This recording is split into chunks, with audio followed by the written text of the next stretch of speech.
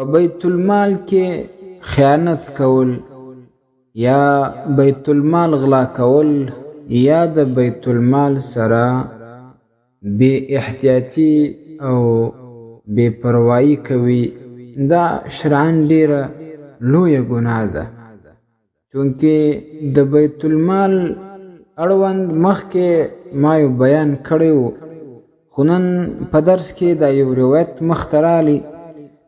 هغه روایت مسند احمد کې هم نقل دی او شرح الصدور کې امام سیوطي رحمه الله نقل کړی. حضرت رافع رضی الله عنه دا خبره کړې ده چې یو ځل زه د محمد مصطفی صلی الله علیه وسلم سره د جنت البقیع په قبرستان باندې تیرېدلم، نو نبی علیه الصلاة والسلام چې پر یو قبر باندې را تیرېدی اف اف کلمه یې وویل، قبر ته وکتله او اف اف الفاظ یې وویل.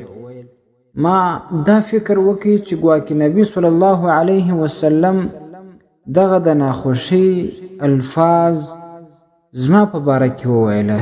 نو ما وی فورا عرض وکړ چې ای د الله جل جلاله رسوله، زما څخه څه خطا وسول چې د اف اف کلمه دې وویل؟ نبی صلی الله علیه وسلم راته وفرمیل ما دا کلمه ستا په باره کې نه ده ویلې، بلکې دا د اف اف الفاظ مې د دغه قبر والا په باره کې وویله.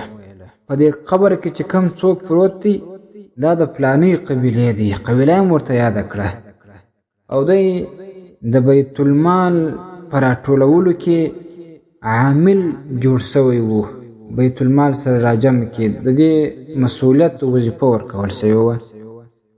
د په دې بیت المال کې یوه زغره پټه کړې وه، مطلب خیانت یې پکښې کړی و.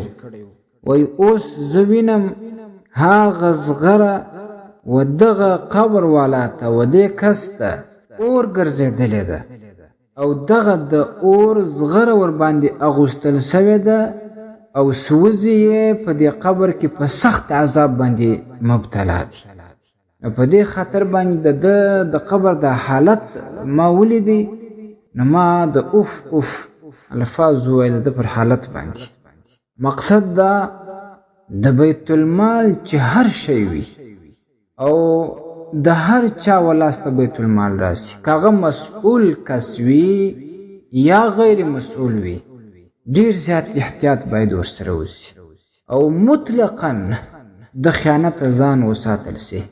او د الله په ذات باندې قسم چې یو څوک ځان مسلمان ګڼي او ځان اسلامي نظام ته منسوبوي او د یو څه بیت المال تر لاس لاندې وي او په هغه بیت المال کې خیانت وکړي، دا به شرمیږي، دا به ذلیله کېږي، دا پاته نه لري او دغسې انسان ته به خامخا د قبر عذاب ورکول کېږي.